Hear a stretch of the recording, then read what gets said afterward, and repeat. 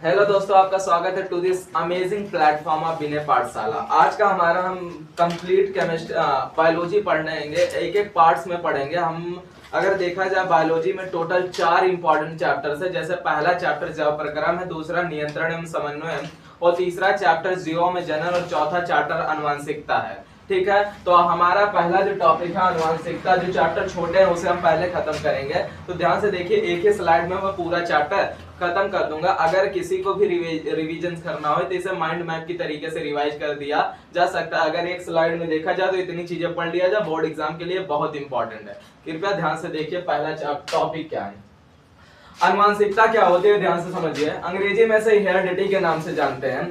आनुवंशिकता क्या है? लक्षणों का पीढ़ी दर स्थानांतरण होना। अगर किसी लक्षण को एक पीढ़ी से दूसरी पीढ़ी में जो लक्षण स्थानांतरित होते हैं उसे आनुवंशिक लक्षण कहते हैं। लेकिन जिस प्रक्रिया द्वारा ये लक्षण स्थानांतरित होते हैं उसे हम क्या कहते हैं? आनुवंशिकता। ठीक है, आनुवंशिकी क्या होता है? जेनेटिक्स, वंशागति का अध्ययन ही क्या कहलाता है? आनुवंशिकता। ठीक है, जिसे अंग्रेजी में जेनेटिक्स के नाम से जानते हैं, यानी द स्टडी ऑफ वंशागति। वंशागति के बारे में अगर अध्ययन कर रहे हैं तो इसे हम क्या कहते हैं? आनुवंशिकी। अंग्रेजी में इसे जेनेटिक्स के नाम से जानते हैं। अब तीसरा टॉपिक जो हमारा होता है उसे हम युग्म विकल्पी के नाम से जानते हैं। युग्म विकल्पी होता क्या, ध्यान से समझिए। अंग्रेजी में इसे एलील के नाम से जानते हैं। जीन में एक से अधिक संभावित रूप यानी जीन पर अगर एक से अलग अलग प्रकार के संभावित रूप दिखाई दे रहे हैं, जैसे for example capital T small T, दोनों जो जीन के जो लक्षण है वो विपरीत दिखाई दे रहे हैं, तो ऐसी चीजों को हम युग्म विकल्पी के नाम से जान सकते हैं। यानी जीन पर एक से अधिक प्रभावित या संभावित जो रूप होता है उसे हम युग्म विकल्पी के नाम से जानते हैं। अंग्रेजी में इसे हम क्या कहते हैं? एलील बोला जाता है। अब ध्यान से देखिए, प्रभावी लक्षण क्या होते हैं? ऐसे लक्षण जो तुम्हें देखने पर ऐसा पता चले कि वो लक्षण प्रभावी है। अर्थात कहने का मतलब है तुम देखने से ये पता चलो कि तुम लड़के हो तो तुम्हारा लक्षण प्रभावी है। यानी कहने का मतलब है कुछ लोग देखने में बहुत सुंदर लगते हैं, ठीक है, कुछ लोग एकदम वैसे ही होते हैं, आप समझ रहे होंगे। तो कुछ लोग देखने में बहुत सुंदर होते हैं, उनकी प्रभाविकता बहुत ज्यादा होती है। यानी जो लक्षण तुम्हें देखने से दिखाई दे रहे हैं ऐसे लक्षण को प्रभावी लक्षण के नाम से जानते हैं, जो F1 में प्रदर्शित होते हैं। यानी कहने का मतलब है पीढ़ी 3-4 प्रकार की पीढ़ियां होती है। पहली जो पीढ़ी होती है उसे F1 पीढ़ी के नाम से जानते हैं। जैसे फॉर एग्जांपल तुम्हारे माता पिता जो तुम्हारे हैं वो जनिकीय पीढ़ी है, और जो तुम हो वो F1 पीढ़ी है। तुम्हारे आने वाला जो पुत्र होगा वो कौन सी पीढ़ी होगा? F2 पीढ़ी। F2 पीढ़ी किसके लिए F2 पीढ़ी होगा? तुम्हारे पिता के लिए वो F2 पीढ़ी होगा, लेकिन तुम्हारे लिए वो F1 पीढ़ी होगा। तुम अपने माता पिता की कौन सी पीढ़ी? F1 पीढ़ी। तो F1 पीढ़ी में जो चीजें लक्षण प्रभावित होते हैं उसे हम प्रभावी लक्षण के नाम से जानते हैं। अप्रभावी लक्षण में इसका मतलब यह कि जो F1 पीढ़ी में प्रदर्शित ना हो उसे हम अप्रभावी लक्षण के नाम से जानते हैं। जैसे फॉर एग्जांपल कहने का मतलब है आपके पिताजी विकलांग है और आप पैदा हुए और आप विकलांग ना निकले, तो वो लक्षण तुम्हारे पिता के जो लक्षण थे वो तुम्हारे रूप में नहीं दिखाई दिए, तो वो लक्षण कौन से लक्षण हो गए? अप्रभावी लक्षण। लेकिन तुम्हारे पिता का चेहरा जैसा था, तुम्हारा भी चेहरा फेस टू फेस मैच कर रहा है, तो ये कौन से लक्षण हो गए? प्रभावी लक्षण। यानी F1 पीढ़ी में जो लक्षण प्रभावित जो प्रदर्शित किए जा रहे हैं वो कौन से लक्षण होंगे? प्रभावी लक्षण। और जो F1 पीढ़ी में प्रदर्शित नहीं हो रहे, जो दिख नहीं रहे, वो कौन से लक्षण होंगे? अप्रभावी लक्षण। यानी इतनी बातें हमें समझ आए कि F1 पीढ़ी क्या है। F1 पीढ़ी का मतलब है कि जो तुम्हारे माता पिता वो जनकीय पीढ़ी है, और जो तुम पैदा हुए वो कौन सी पीढ़ी है? F1। और आने वाले टाइम में यदि आप बाप बन गए, आप पिता बन गए और आपका आने वाला जो पुत्र होगा वो तुम्हारे लिए F1 पीढ़ी होगा, लेकिन तुम्हारे माता पिता के लिए कौन सी पीढ़ी होगा? F2 पीढ़ी होगा। और तुम्हारे माता पिता जनकीय पीढ़ी माने जाएंगे, और लेकिन तुम अपने पुत्र के क्या हो? जनकीय पीढ़ी। समझ पा रहे हो? तुम्हारा जो पुत्र है वो F1 पीढ़ी है, और तुम अपने माता पिता के कौन सी पीढ़ी हो? F1। अर्थात तुम्हारा जो पुत्र होगा उनका क्या कहलाएगा? नाती कहलाता है ना। तो वो जो नाती होगा वो कौन सी पीढ़ी होगा? अपने F2 पीढ़ी होगा। यानी इतनी बातें समझ आई कि जो F1 पीढ़ी में जो लक्षण मुझे प्रदर्शित दिखाई दे रहे हैं वो कौन से है? प्रभावी लक्षण। और जो F1 पीढ़ी में हमें प्रदर्शित नहीं हो रहे, दिखाई नहीं दे रहे, वो कौन से लक्षण है? यानी अगर कभी भी क्वेश्चन में पूछा जाए कि F1 प्रभावी लक्षण से आप क्या समझते हैं, क्या लिख पाओगे? ऐसे लक्षण जो F1 पीढ़ी में प्रदर्शित होते हैं, ऐसे लक्षण क्या कहलाते हैं? प्रभावी लक्षण। जैसे फॉर एग्जांपल आपके पिता मान लीजिए एक आंख से अंधे हैं और आप पैदा हुए और आपके दोनों आंख क्या है? बेहतर है, तो वो लक्षण आपसे प्रदर्शित नहीं हुए, यानी जो लक्षण प्रदर्शित नहीं वो कौन से लक्षण थे? लेकिन आपके पिता का मान लीजिए कान हल्का सा टेढ़ा था और तुम पैदा हुए तो तुम्हारा भी कान हल्का सा टेढ़ा है, तो कौन से लक्षण होते हैं? क्यों? क्योंकि जो F1 पीढ़ी में जो लक्षण प्रदर्शित किए जाते हैं वो कौन से लक्षण होते हैं? और जो F1 पीढ़ी में प्रदर्शित नहीं होते वो कौन से लक्षण है? उम्मीद कर रहा हूँ समझ पा रहे होंगे। अब ध्यान से देखिए, जैव विकास, क्वेश्चन पूछा गया जैव विकास के जनक कौन है? एक नंबर में पूछा गया तो जैव विकास के जो जनक है कौन है? डार्विन। हमारे डार्विन एक वैज्ञानिक है जिन्होंने एक खोज की थी जैव विकास के जनक। अगर जैव विकास के जनक को पूछा जाता है तो कौन है? डार्विन है। लेकिन अगर पूछा जाए डार्विन ने कौन सा सिद्धांत दिया था, क्वेश्चन पूछा गया है कि डार्विन के द्वारा कौन सा सिद्धांत दिया गया था, 4 विकल्प बना देगा। तो डार्विन के द्वारा कौन सा सिद्धांत दिया गया था? प्राकृतिक वर्ण का सिद्धांत। यानी प्राकृतिक वर्ण का सिद्धांत किसने दिया? डार्विन। जैव विकास के जनक कौन है? डार्विन। प्रभावी लक्षण कौन से होते हैं जो F1 में प्रदर्शित, F1 पीढ़ी में जो प्रदर्शित हो, और जो F1 पीढ़ी में प्रदर्शित ना हो कौन से लक्षण? अप्रभावी लक्षण है। और अगर वंशागति का अध्ययन क्या कहलाता है? अनुवांशिकी। अनुवांशिकता क्या होती है? लक्षणों का एक पीढ़ी से दूसरी पीढ़ी में स्थानांतरित होना ही क्या कहलाता है? अनुवांशिकता। जो लक्षण एक पीढ़ी से दूसरी पीढ़ी में जा रहे हैं वो कौन से लक्षण है? अनुवांशिक लक्षण। अनुवांशिकी की खोज किसने की थी? मेंडल ने की थी। पूरा नाम क्या था इनका? John Mendel. Gregor John Mendel एक क्या थे? पादरी। जैसे आपकी जाति कास्ट होती है ऐसे पादरी भी एक जाति होती है। तो ग्रेगर जॉन मेंडल, कभी कभी क्वेश्चन पूछा गया है कि मेंडल का पूरा नाम क्या था? Gregor John Mendel. तो अनुवांशिकी के जनक जो है वो ग्रेगर जॉन मेंडल थे, एक पादरी थे। और कहने का मतलब है इन्होंने किस चीज पर एक्सपेरिमेंट किया था? गलत, मटर के पौधे पर नहीं। कौन सा? उद्यान मटर। जब भी आप कहेंगे मटर का पौधा, एक चीजें क्या हो जाएंगे? गलत। उद्यान के मटर के पौधों पर इन्होंने क्या किया था? अपना रिसर्च किया था। उद्यान के मटर का जो वो वैज्ञानिक नाम होता है क्या है? Pisum sativum. क्या? Pisum sativum. अब ध्यान से देखिए, उद्यान मटर पर जिसने रिसर्च किया उस वैज्ञानिक का नाम क्या था? Gregor John Mendel. ये क्या थे?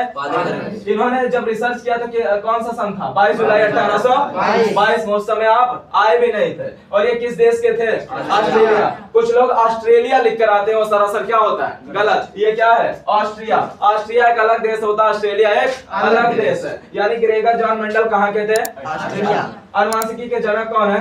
Gregor John Mendel. किस प्रकार के मटर के पौधे पर रिसर्च किया इन्होंने? उद्यान मटर के। उद्यान मटर का वैज्ञानिक नाम क्या था? Pisum sativum. इन्होंने जब रिसर्च किया तो कौन सा दिन था? 22 जुलाई। सन क्या था? 1822 का। ये कहाँ के थे? ऑस्ट्रिया। ये किस चीज के जनक थे? डार्विन किस चीज के जनक है? जैव विकास के जनक। जैव विकास के जनक कौन है? डार्विन। डार्विन ने एक सिद्धांत दिया था जिस सिद्धांत का नाम क्या था? अब ध्यान से देखिए, उपार्जित लक्षण का सिद्धांत किसने दिया? लैमार्क। और लैमार्क की वंशागत के नाम से भी एक सिद्धांत आया था जिसे हम उपार्जित लक्षण के सिद्धांत के नाम से भी जानते हैं। यानी उपार्जित लक्षण का सिद्धांत किसने दिया? लैमार्क ने। और प्राकृतिक वर्ण का सिद्धांत किसने दिया? डार्विन। और जैव विकास के जनक कौन है? डार्विन। और अनुवांशिकी के जनक कौन है? Gregor John Mendel. Gregor John Mendel कहाँ के थे? ऑस्ट्रिया के। हाँ ठीक है, इतनी बातें आपको समझ आ रही होगी। मेंडल का पूरा नाम क्या था? Gregor John Mendel. किस प्रकार के पौधों पर इन्होंने रिसर्च किया? उद्यान मटर का रासायनिक और वैज्ञानिक नाम क्या था? Pisum sativum.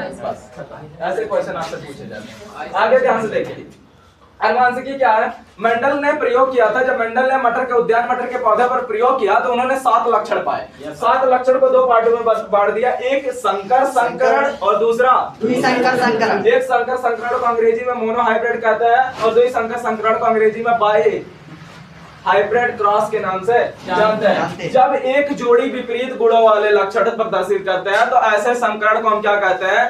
एक संकरण। यानी जब दोनों के जीन जो है, जीन रिप्रेजेंट करने का तरीका, लंबे पर जो कैपिटल टी होता है, जब दोनों चीजें समान होती हैं तो इस प्रकार है। अर्थात एक ही जोड़े के जो विपरीत गुणों वाले लक्षण होते हैं उन्हें हम एक संकर संकरण के नाम से जानते हैं। इसमें अगर एग्जांपल के तौर पर पूछा जाए तो लंबेपन पौधे के लिए कौन सा जीन प्रयोग किया जाता है? Capital T. और बौनेपन पौधे के लिए कौन सा?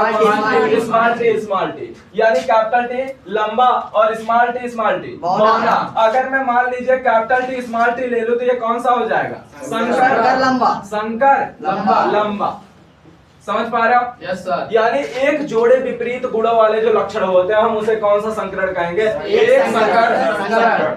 अब लेकिन द्विसंकर क्या? अगर दो जोड़े विपरीत वाले लक्षण हो, यानी दोनों जोड़े अगर विपरीत लक्षण के होते हैं तो उन्हें हम कौन सा क्रॉस कहते हैं? द्विसंकर संकरण या मोनो बाई हाइब्रिड क्रॉस के नाम से जानते हैं। यानी अब ध्यान से देखिए, आप जब क्रॉस कराए होंगे तो पीला या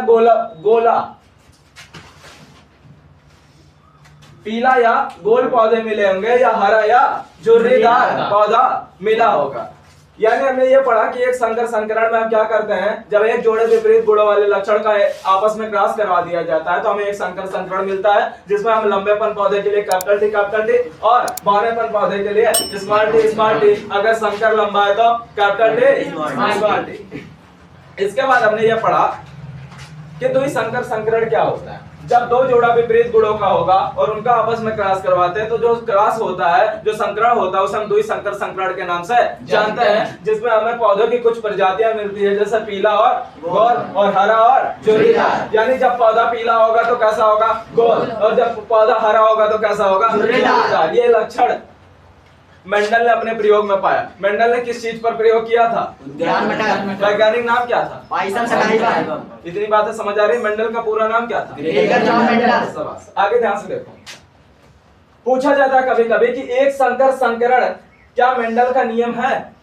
हाँ, अगर पूछा जाए मेंडल का नियम है, मेंडल के नियम में एक संकर संकरण में कुछ ऐसे लक्षण आए थे जो एक जोड़े के लक्षण थे, लेकिन ये भी एक प्रकार का द्विसंकर संकरण एक प्रकार का लक्षण होता है। पूछा जाता है कि मेंडल के नियम में कितने प्रकार के नियम आए थे, तो जो मेन दो नियम आए थे वो प्रभाविकता का नियम और पृथक्करण का नियम। पूछा जाता है प्रभाविकता का नियम और पृथक्करण का नियम किस क्रॉस के अंतर्गत आता है, किस संकरण के अंतर्गत आता है? एक संकरण या द्विसंकरण? तो प्रभाविकता का नियम और पृथक्करण का नियम, जो दोनों नियमों किस संकरण के अंतर्गत है?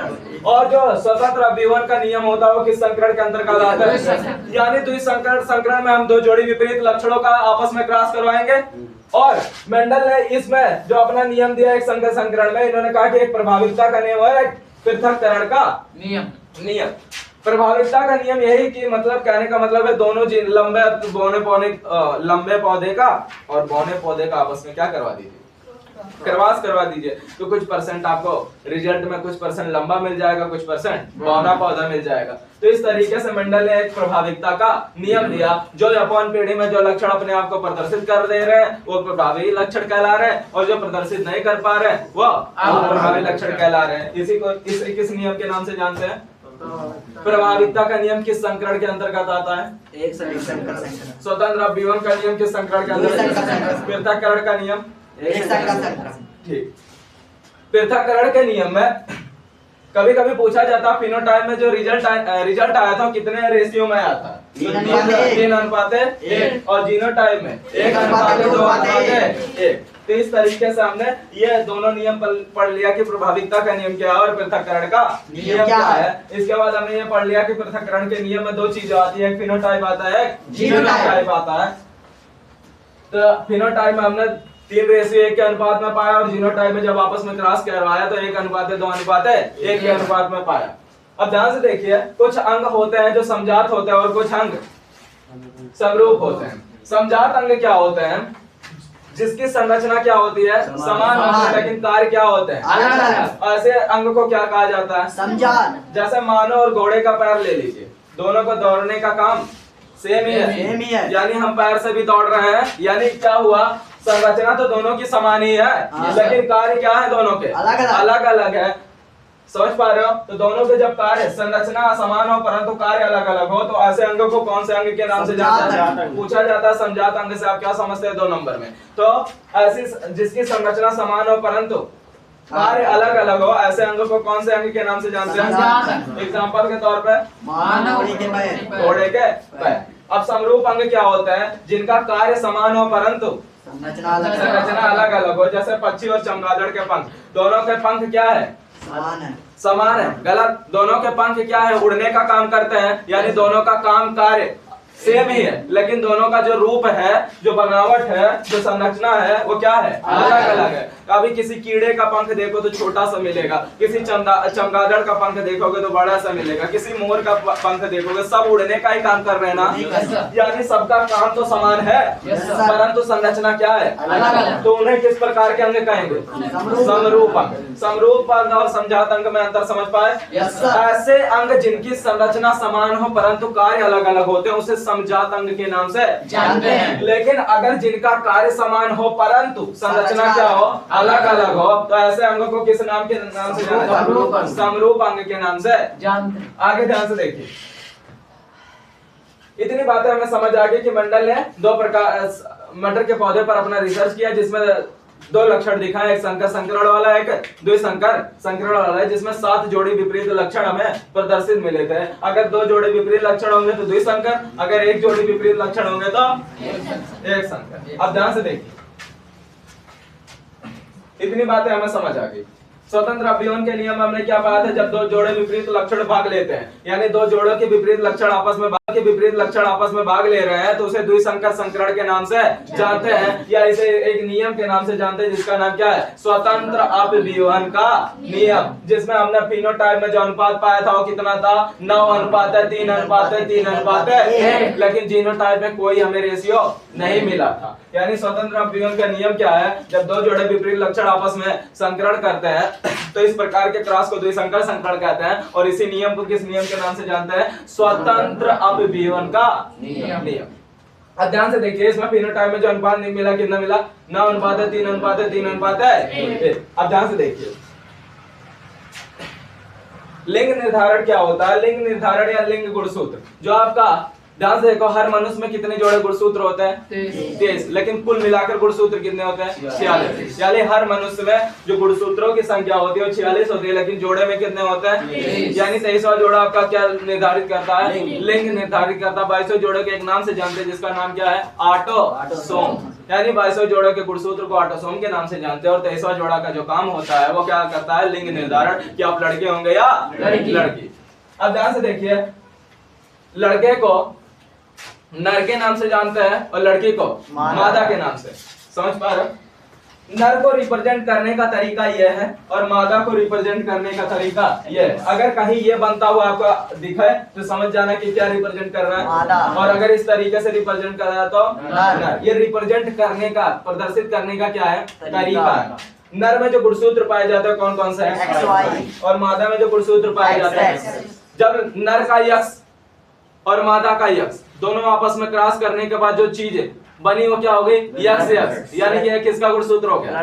अगर मादा का यक्ष आ गया और लड़के का वाई आ गया, मतलब नर का वाई आ गया, दोनों गुणसूत्र आपस में क्रॉस कराए तो क्या मिल गया? यक्ष वाई। ये क्या रिप्रेजेंट कर रहा है? तो इतनी बातें आपको समझ आई। आगे ध्यान से देखिए, स्टार्सबर्गर ने सन 1875 में गुणसूत्र की क्या की थी? यानी स्टार्सबर्गर नाम के एक साइंटिस्ट थे जिन्होंने सन 1875 में गुणसूत्र की खोज की थी, लेकिन वाल्डेयर नाम के एक साइंटिस्ट थे जिन्होंने क्रोमोसोम यानी गुणसूत्र का नामकरण किया था। यानी खोज करने वाले स्टार्सबर्गर थे जिन्होंने 1875 में गुणसूत्र को खोज दिया, लेकिन उसका नामकरण करने वाला कौन था? वाल्डेयर। जैसे आप पैदा हुए अपनी माँ के कोख से, लेकिन उसका नामकरण कोई पंडित कर देता है या कोई और करता है। जैसे आपका नामकरण, कुछ लोग की राशि का नाम अलग होता है, कुछ लोग का नामकरण मामा कर देते हैं, मौसी कर देती है, आप ही नाम रखवाइए, इस तरीके से होता है। तो इसी तरीके से स्टार्सबर्गर ने केवल गुणसूत्र को खोजा था, लेकिन वाल्डेयर ने क्या किया था? इसका नामकरण किया। आगे ध्यान से देखिए, सभी जीवों में आनुवंशिक लक्षण का नियंत्रण एवं संचरण आनुवंशिक इकाइयों द्वारा होता है। यानी क्या कह रहा हूं? सभी जीवों में जो आनुवंशिक लक्षण होते हैं उसका नियंत्रण तथा संचरण यानी नियंत्रण करना और संचरित करने की एक विशेष आनुवंशिक इकाइयों द्वारा होता है, और इसी इकाइयों को मेंडल ने जो नाम रखा था उसे इकाइयों का नाम क्या रख दिया? कारक। लेकिन जोहानसन नाम के साइंटिस्ट ने इसी कारक को बाद में नाम बदलकर क्या रख दिया? जीन। और जीन के द्वारा ही पता चलता है कि कौन सा गुणसूत्र आपके अंदर है, लड़का है या लड़की है। यक्स यक्स मिल गया तो लड़की, और यक्स वाई मिल गया लड़का। इतनी बातें हमें समझ आएगी कि जीन क्या है। जीन की खोज करने वाले जोहानसन, कभी कभी कह दिया जाता है मेंडल। मेंडल ने खोज दिया था जीन पहले, लेकिन उसका नाम जीन बाद में रखा गया जॉनसन के द्वारा, लेकिन मेंडल ने इसकी खोज कर दी थी, जिसे मेंडल ने उसका जब नाम रखा था उस नाम का क्या नाम था? कारक। अब ध्यान से देखिए, डीएनए और आरएनए में कभी कभी डिफरेंस पूछा गया, तो डीएनए का जो फुल फॉर्म होता है, पहला तो डिफरेंस यही होता है कि डीएनए का फुल फॉर्म क्या है? डीऑक्सीराइबोन्यूक्लिक एसिड, और दूसरा होता है राइबोज न्यूक्लिक एसिड, यानी आरएनए की राइबोज न्यूक्लिक एसिड और डीएनए का डीऑक्सीराइबो न्यूक्लिक एसिड। अब ध्यान से देखिए, डीएनए का पहला अंतर है कोशिका के अंदर केंद्रक तथा माइटोकॉन्ड्रिया और क्लोरोप्लास्ट में क्या पाया जाता है? डीएनए पाया जाता है। क्वेश्चन पूछा गया कि माइटोकॉन्ड्रिया ऊर्जा का घर किसे कहा जाता है? माइटोकॉन्ड्रिया को। ऊर्जा का सिक्का किसे कहते हैं? एटीपी को कहते हैं, पहले चैप्टर में हम पढ़ते हैं। यानी कोशिका के अंदर केंद्रक तथा माइटोकॉन्ड्रिया और क्लोरोप्लास्ट में जो चीज पाई जाती है उसका नाम क्या है? डीएनए। फुल फॉर्म क्या है? डीराइबोन्यूक्लिक एसिड। अब ध्यान से देखिए, इसकी संरचना जो होती है वो डबल स्टैंडर्ड होती है, जिसकी खोज वाटसन तथा क्रिक नाम के वैज्ञानिक ने। इसकी जो संरचना होती है कुछ इस तरीके से होती है।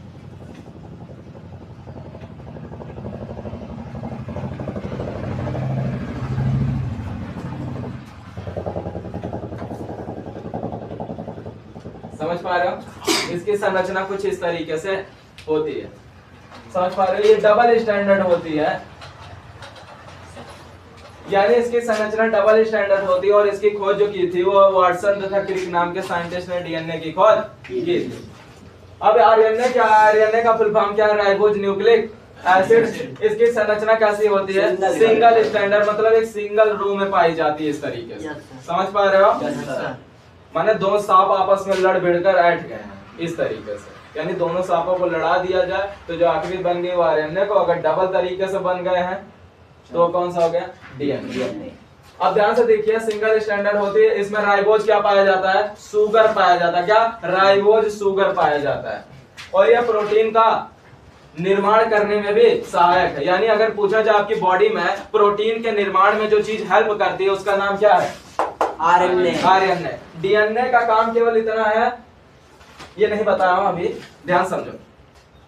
आरएनए में क्या पढ़ा हमने कि ये प्रोटीन का संश्लेषण का, यानी प्रोटीन के निर्माण में आपके लिए बहुत सहायक होता है। अब ध्यान से देखिए, क्रोमोसोम कहां पाया जाता है? केंद्रक के अंदर। क्रोमोसोम का मतलब गुणसूत्र, यानी क्रोमोसोम केंद्रक के कहां पाया जाता है? अंदर पाया जाता है। लेकिन क्रोमोसोम के अंदर क्या पाया जाता है? डीएनए। यानी क्रोमोसोम केंद्रक के अंदर पाया जाता है, लेकिन क्रोमोसोम के अंदर क्या पाया जाता है? डीएनए। और डीएनए के अंदर क्या पाया जाता है?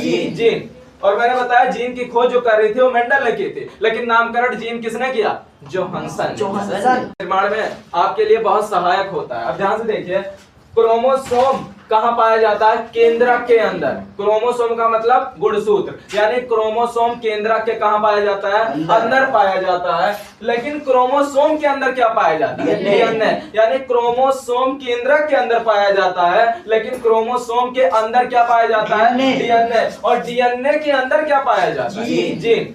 और मैंने बताया जीन की खोज जो कर रही थी वो मेंडल ने की थी, लेकिन नामकरण जीन किसने किया? जोहानसन। समझ पा रहे हो? Yes sir. यानी क्रोमोसोम केंद्रक के अंदर पाया जाता है, और क्रोमोसोम के अंदर क्या पाया जाता है? डीएनए। और डीएनए के अंदर क्या पाया जाता है? जीन। फिर से मेरा क्वेश्चन ध्यान सुनो। आनुवंशिकी के जनक कौन? Gregor John Mendel. किस देश के थे? ऑस्ट्रिया के। ठीक। और फिर इसके बाद हमने पूछा कि जैव विकास के जनक कौन थे? डार्विन थे। ठीक। प्रभावी लक्षण क्या है जो F1 पीढ़ी में प्रदर्शित हो? F2 पीढ़ी में, मतलब F1 पीढ़ी में जो चीजें प्रदर्शित ना हो, कौन से लक्षण? अप्रभावी लक्षण। ठीक है। इस सारी चीजें से हमने ये सीखा कि इस चैप्टर का ओवरव्यू क्या है। अगर इतनी सारी चीजें हमें पढ़ लिया जाए तो गारंटेड है सारी चीजें सॉल्व हो जाएगी। उम्मीद करता हूं आपको समझ आया होगा।